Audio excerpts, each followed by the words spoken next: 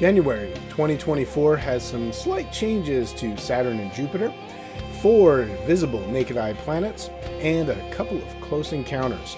Pretty light month. I'm Rob, your last minute astronomer, bringing astronomy to normies and nerds with little time to spare.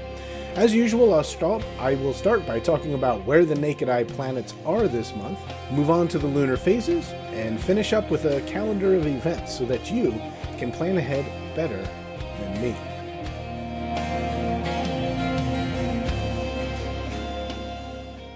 Starting off with Saturn. Saturn starts off the month about 30 degrees above the horizon in the southwest. And by month's end, we'll go to February 1st, it is pretty darn low, even at 6:30. But it's still brighter than all the stars around it. It's a good chance to take a look at it. But you're starting to lose your chance with Saturn.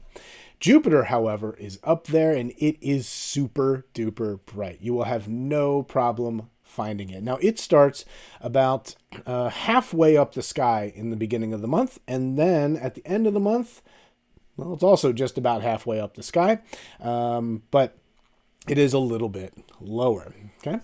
And then what happens is throughout the night, okay, what you'll find out is Saturn starts about 30 degrees above the horizon, okay, and they're going to march westward throughout the night. And in the beginning of the month, you notice that Saturn sets around, looks like about 8:47. Now, at the end of the month, okay, that's going to be a little bit different. Ooh, it is already set by about 7 o'clock, okay? So you're losing Saturn this month. Now, Jupiter will set, at the beginning of the month, it'll set around 2 in the morning, and then at the end of the month, it's going to set around 12:30 in the morning. So Jupiter's going to be up there much longer, okay? But let's go to like January 15th, middle of the month.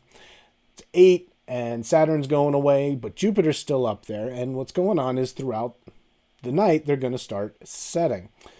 Jupiter's going to set in the west. But then what you're going to start seeing, if you look toward the east, is you're going to start seeing some morning stuff going on, but not until the morning.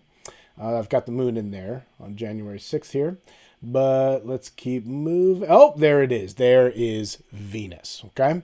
Now, Venus is, again, super duper bright, much like Jupiter, but it's starting its slow slinking away for the month. Okay, it's getting lower and lower every morning, and what's happening is it's orbiting the sun, and the Earth is trailing behind it. So it's really slow to change its position relative to us, but it really is. And once you get into February, in fact, let me march time forward a little bit, almost at sunrise. As you go through the month, you see Venus gets lower and lower and lower. And then, oh man, by January 31st, it is almost sunrise and Venus is there. It might be tough to see. You might just be able to catch it, but, you know, good luck. Now, that is Venus. It'll be about 20 degrees above the horizon at sunrise in the beginning and about 10 degrees at the end of the month. Now, it's brilliant. It's brighter than everything around it, but there's some other stuff there. The last real naked eye planet you can see, I know you see Mars down there, but that's not what I'm looking at. That's going to come a little bit later. So let's go to January 1st. You see Mercury is right there a little bit above the horizon, and it might just be barely visible the first 2 weeks. And what you're seeing as I go through the first 2 weeks, it gets a little bit higher. And your best bet to try to find it might be on the 7th, 8th, or 9th when the moon is nearby, because that's easier to find. But it is about 15 degrees away from Venus. So if you can find Venus and look about 15 degrees away, so put out little devil horns and about the distance between your pinky and your pointer finger at arm's length, that's what you'll be able to see. You might find Mercury. I've seen it a couple times. That was when I had a very clear view of the horizon. But definitely worth going out and taking a look. All right. So remember, maybe Mercury in the first 2 weeks in the morning, Venus definitely in the morning, and then Jupiter and Saturn in the evening and throughout the night. All right, let's talk about the moon phases. All right, it's going to start off this month with on the 3rd of January is the last quarter moon. That's when the left half is lit up, and you can only see it from about midnight and into the morning. Then we'll have a week of morning crescents, and then the new moon is on the 11th. That is, of course, the darkest skies, the best time to get to a dark sky spot, best time to take a look at galaxies, that sort of thing, right? Then the following week, you've got some evening crescents. That's when you are looking after sunset in the west. You see a nice crescent, and it gets thicker and bigger every night. And then you have the first quarter moon on the 17th. That's when the right half of it is lit up, and you can see it basically until about midnight. Okay. Then we've got the evening gibbous moons. It's creeping its way toward a full moon, and the full moon happens on the 25th. And then lastly, for the last week, you've got some waning gibbous. That means you won't see it until a little bit later in the night, but it will be up there all the way to the morning. Let's go ahead and talk about the calendar of events. Okay, we really only have 3 events for this month. It's a light month, but it is pretty cool. In fact, there's already one that we kind of talked about, which is the moon, Venus, and Mercury. Now, the main catch here is a very thin crescent moon that you see right there and bright Venus. But Mercury is around. It's right around down here. It's very low and hard to see, like I said. But, get out around 6 a.m., find a very clear view of the horizon, the southeast, and you should be able to see all 3.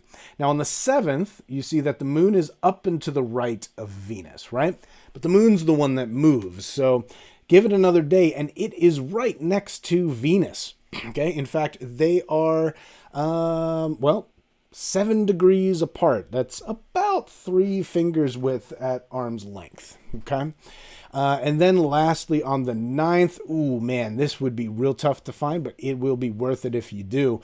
The moon's very low, very thin and hard to see, especially as dawn starts to break, but you will be able to see Mercury and Venus right nearby as well. So that's probably the most entertaining close encounter if you actually get to see it.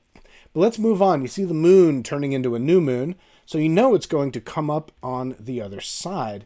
But what we got to do to see it is we have to look to the west, and we got to change it to sunset. And whoop, there we go. Actually, southwest. Now you start seeing the moon and Saturn. Let me move it forward a bit. About 6 p.m., the moon and Saturn. So you'll need a good view of the southwest, but not a perfect view of the southwest.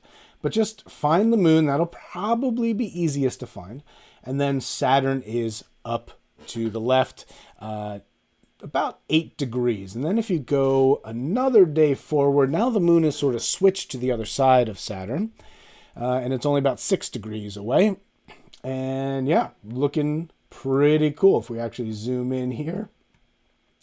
Well, I got the background stars on a bit bright, so it won't quite look like that. But there you go. That's the relative sizes.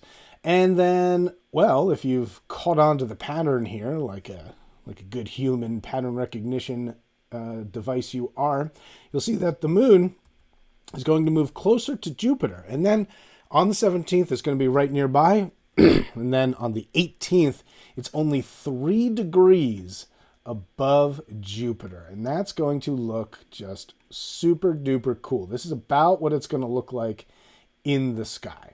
Okay, you got the moon waxing gibbous, and you got Jupiter there. And if you have binoculars or a telescope, you can go and see the moons of Jupiter as well. That is the night sky. That's the sky for January of 2024.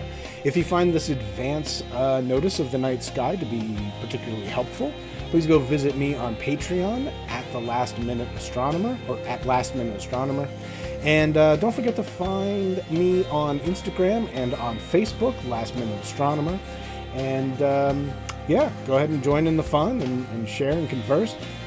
But until next month, I'm the Last Minute Astronomer, wishing you fruitful plans and clear skies.